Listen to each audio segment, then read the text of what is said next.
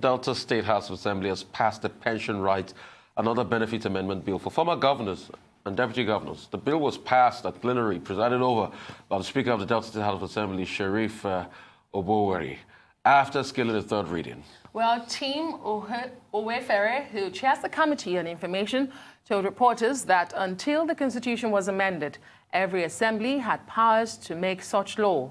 He says despite alleged abuse of the law by some legislatures in collaboration with governors in other states, especially in the approval of millions for former governors, the Delta State House of Assembly is focused on doing the right thing. It will also be noted that the monthly take-home pay for the former governor in Delta State is about 450,000 naira, and acting governors collect 350,000 naira.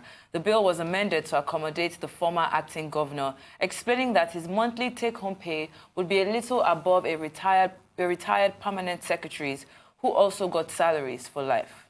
He explained that the amended law did not provide for gratuity for the ex-acting governor as he collected severance pay as ex-speaker of the legislature. So joining us now is COMRADE Odafe Igbini Emmanuel, former governorship candidate in Delta State under the PRP party in 2007, and former DG, Direct Labour Agency, Delta State. He was also, from branch chairman of Workers' Union in ELF and president of Vanguard for Transparent Leadership and Democracy. COMRADE, it's a joy talking to you. Let's talk about this. You have been in the scheme of things in Delta for quite a while. We all know, let's call it what it is. This is the Sam Obi debacle. There was an acting governor that suffered about a month or two that they want to put into the pension scheme. What's your take on this? Well, thank you very much. I've actually been very reluctant discussing this issue since the news broke. Since you want me to say something, it is very unfortunate, very, very unfortunate that my state will have to be in the news for the wrong reason. There's no justification, particularly for the former speaker, who acted for just 2 months to be considered as one to benefit from even a controversial pension scheme for privileged persons who ought to be thanking God that out of a lot of very prominent, competent Deltans, became governors and deputy governors. For me, even the pension for governors and deputy governors shouldn't even be considered in this country. I mean, as a governor, we know a lot of things happen, and then your life is never the same. So what is this essence of giving governors or president pension after? No. The way the country is, not fair. But the lawmakers have said, this is the right thing to do. It is not contravening the Constitution. And it's very similar to what the Lagos State House of Assembly has said in recent times, saying they will not go the way of Zamfara State because they have not contravened any laws. What exactly do you have against this in Delta State? The fact that the man had served as an acting governor when Governor Uduaghan's election was overturned, yes, or the fact that the money is bogus? I mean, he was once an acting governor. Shouldn't he enjoy the privilege of being a former governor? I don't want it to sound as if I am discussing my brother, Prince Sam Obi, former speaker. Now, when governors, as members of the House of Assembly of Lagos, Delta, and others are saying they should go back to Section 4 of the Nigerian Constitution, which says that the constitutional duty of the legislative arm of government is to make law for peace, order, and good government. Where is the good government in this? Where somebody should be thanking God that he was elected in quote to become governor, and you have all the benefits, both financial and otherwise, and then you have become something else, and we hear people say that the State House of Assembly approved that this governor should be given so millions of naira, houses built in anywhere in Lagos, Abuja. I mean, in this kind of society we find ourselves, we should think about life the way it ought to be. We should allow our conscience to guide whatever decisions and action we take. Go around. When I was coming this morning, I was forced to ask the cab driver. When I looked at some young boys hawking some, so how do they survive? How much do they sell a day? And in the midst of this, for them to feed, and in the midst of this, somebody who has become governor, deputy governor with all the financial benefit, you still say you want more. I mean, there's no justification. It's unconstitutional. The Constitution says, make law for peace, order, and good government. It is clear. The preamble of the Constitution is clear. We must govern this country on the principles of freedom, equity, and justice. Is it equitable? Where some people are living life of hopelessness, they are not sure of even one meal, not even the balanced meal, just something to survive. To further buttress that point, I know some of the viewers don't even know what these benefits are. If the amendment sails through, we're looking at a well-furnished 5-bedroom duplex in Delta State, worth over 300 million, a well-furnished and equipped office in any location of state in his choice, 2 armed policemen and 1 state security officer, not below the rank of a DSO, as well as medical treatment outside the country, travel allowances. And then we are now going to juxtapose that with the fact that we're not able to pay workers, pensioners, people that have worked for 35 years in comparison to Mr. Obi, who worked for only a few weeks as governor, and to even embark on infrastructure on Delta State. How does one even begin to comprehend the fact that he's asking for this, knowing fully well what the people of Delta State are going through at the moment? Yeah, said it all. How? No more conscience? Even if you serve for 8 years, I heard you read that the House of Assembly of my state is comparing such persons with civil servants who worked for 35 years. I mean, how do you compare that now? All these persons have lived in very well-furnished apartments, far better than what they are even mentioning. We know all that fact. That's why I say that once you are privileged to be a governor, your life can never remain the same again after. We know all those things now. So what are you giving them for again? Or you want them to sell these buildings? They already have. Not only my state, all the former governors of this country, they have mansions. That is okay. They are living very, very far better than they ever expected in life. So if you are giving them more, you are just saying, okay, they rent it out or they sell it. That's all. I mean, we should stop doing what is wrong. We should stop. People are hungry and dying. People are dying. I told you of a question I asked this morning. I looked at the young boy. They are hawking this peppermint and all that. And I was forced to ask the driver, how much do they make? How do they survive? Do they save more than 300 a day before they go shop? Let's take a swipe at Delta. I mean, Delta is part of the states that collect the 30% derivation. You know, and like you said, very rightly, workers have not been paid. Like you said, the political class still gets, you know, very heavy lump sums put in their bank accounts. I mean, how do you juxtapose that with the fight for restructuring? It was a question I asked Anko Briggs earlier on. How do you juxtapose that? And she did say, you can't say because we've not done well with 30%. I'm not saying, okay, don't give what is due to people. But how are they going to manage it in a state that gets extra 30% derivation and still have a lot of, you know, resource, but can't pay its salaries, doesn't have good roads? I remember, I don't know if the road is done now. I remember it's almost a nightmare traveling from Warri to Asaba. I don't know if the road is done now.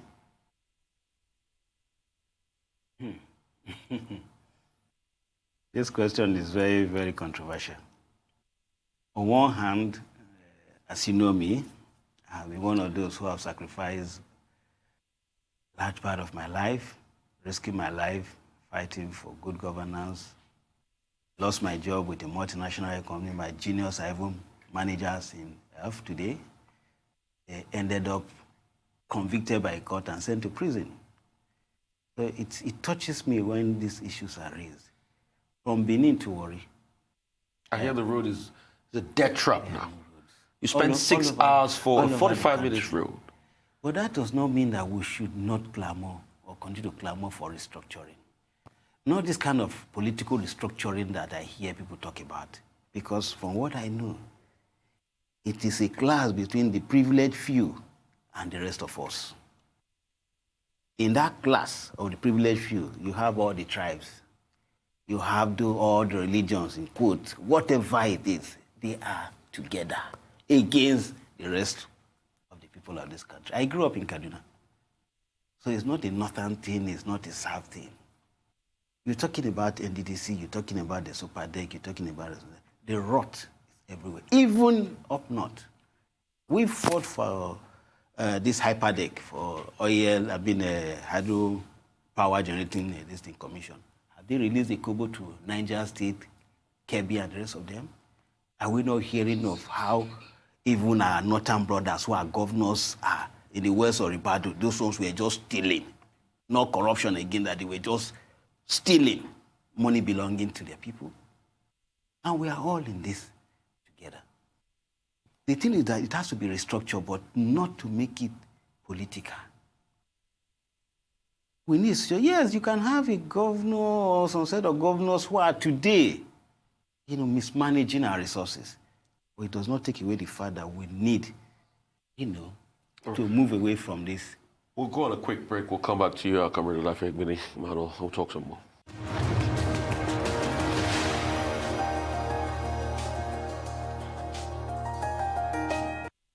Welcome back to the Morning Show here on the Rise News. We're still talking to Comrade Odafe, Igbini Emmanuel, the former governorship candidate in Delta State, a former DG Direct Labor Agency in the state, also former branch chairman of the Workers' Union in ELF and president of Vanguard for Transparency, Leadership and Democracy. Thank you so much for staying with us. You have said that there's no moral and legal justification for the humongous sums that the former governors and their deputies and some state speakers and deputy speakers are receiving. But let me talk about a template for salaries in the country. The Revenue Mobilization Allocation and Fiscal Commission fixes salaries and allowances for state governors. However, it doesn't have powers to fix pensions and exit benefits. Is that not in itself the problem here? It's not a problem. There are certain things I wouldn't want to see on air. Because we have to be very careful when we narrow national issues to just the political class. I'm not holding belief for the political class. But what if I tell you that if you go to the organized private sectors, and you get to hear how much people are paid? What will you say? The point here is that I don't have any quarrel. As a governor, there's no way, because once you are a governor, you must be given some privileges to live a comfortable life. A lot of people look up to you. You are now governor for assistance, so you should be able to assist those persons. Don't have quarrel. It's not for ROF, whatever they call them, to be fixing 300. How much is the official salary of the president? Probably less than 3 million or so. Or net might even drop to 1.5 million. Is that what you are expecting a president? In good conscience? After the welfare of the people of Delta State. Because we are saying, because I think that is the problem here, the culture behind it. You just said, oh, you're governor, so there are certain things that are expected from you. I understand that, but we also need to put checks and balances in place, because some of these things that we see are ridiculous. How are you collecting the benefits of over 300 million naira in a state where people have not been paid? So where exactly is the problem? Because the RMAFC does have a template for salaries for these public officials. Just salary. And so because there's no exit plan for them written anywhere, the state houses of assembly have taken it upon themselves. What exit plan? You see, the reason we steal is because we are not sure of the future. That's why we steal. Somebody who has been governor or president gets at a level. Say it in worry that you maintain. Because after exit, people still look up to you. Excellency, excellency. That excellency is for you to drop something for survivor. So the system has long time ago collapsed. The system called Nigeria. You don't think that if we had a template if you have public for schools, pensions, I attended public school, I'm a children's school Kakuri, so proud of it. Okay? You don't think that if there was a template for pension for these governors and their deputies, it is not it will not solve the problem? No, it is not pension issue alone. The society itself needs to be restructured. We need to have a working system, public institutions, secondary school, primary school, so that I will not bother myself, wondering, okay, how am I going to raise money to send my children to good university? How many of us want to send our children to the public university? I attended University of Benin. How can we do that in a society that these same political elites that are finding the exit road, like you said, are the ones that destroy the system? I mean, we all know the massive impacts Ali Must Go had on the education system in this country. After Ali Must Go, for instance, the education system never remained the same in this country. So if this same political class and these people that perpetrated Ali Must Go are those that are forming a political class today, if the same people that have destroyed the system asking for these waivers, then how do we disrupt the system? No, Ali Must Go was in 1975 or so. But I left university many years after, and I can stand anywhere in the world to compete with my peers, wherever they are. The fact of the matter is that we had an opportunity in 1999. President Obasanjo tried his best. Haven't come out from that wilderness. He was determined. But somewhere along the line, something went wrong again.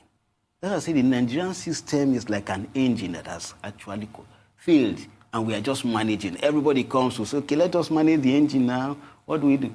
Just to put out one's ask during one of the sitting at Port Harcourt, when the issue of the civil war and Biafra and others, say, look, so what people want us to do, we have only two options. Either we open up the wound, open it up, bear the pain and heal it once and for all, or we manage the wound so as not to go through that pain. That's what is before us. The system collapsed long ago. That is why we have our patriots who are military. They came, did their best, they failed. Now we have, in quote, Democrats. The same problem. So it means the system, we have to look at the system. Do you have a democracy? Do we understand what democracy is? Don't we have a democracy? No, please. What do we have? I can't even explain what is going on. I've never seen election in this country, and even though I ran as a governorship for 3 times. Well, you ran. You believe in that same process. That's what I'm telling you. I have never seen anything called election. What is election? What is the simple definition of election? The mandate of the people. No, it's a process. Casting of votes. Okay? In series. And as an engineer, if you have a process in series, if the first one fails, the output will be 0. Now you have a system where initial step fails, and then you continue. That is why we're in the situation we find ourselves. So I've said it before. What we need in this country. Democracy? No, I've never seen an election. So there's no election, and this election brought in somebody you support and admire so much, President Muhammadu Buhari. You said there's no elections? I've never seen an election. If you have seen one, show me. Oh, the 2007 election, 2011 election. What is election? 2015 election. Election is a process. 2019 elections. Those election are processes. is a process. And it culminated in Supreme Court. And election is a process. Yes. You see, we have also, you brought the issue of Supreme Court. I think we have also created unnecessary distraction for the judiciary by taking electoral matters to the court. We now corrupted the judiciary. That's what has happened. In fact, judges who are not... But it didn't stop you from running for 3 times, attempting you for see, 3 times. I came in, I didn't come into politics as a politician. I came in as an angry Nigerian, a patriot to add.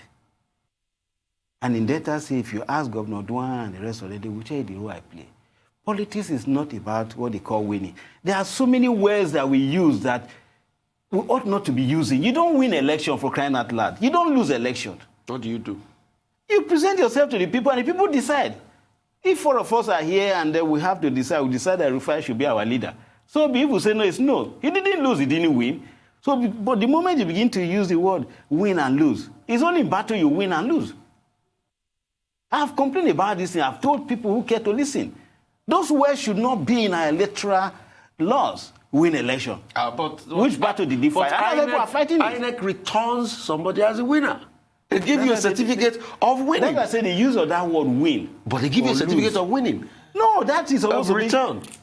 Mandate certificate that your people haven't given the mandate. we are now presenting you the certificate to reflect the fact that your people gave you mandate, not that you won election or lose. You don't use that words. If I had that in mind, I would have fought. But I know that, no, it is for the people. When I was at the University of Port Harcourt, I was one of the most popular progressive students.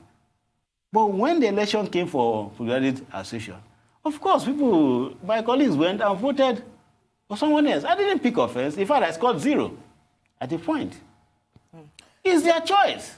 That is why in the democracy is a very funny thing. Criminals, people with criminal mind can just decide. If they're a majority, so be it. They will let somebody like them. So what do you do? Is that what has been on? It's only in Nigeria. Very quickly, as a wrap up, a lot of people have seen the Zamfara issue as a litmus test for cost of governance in Nigeria.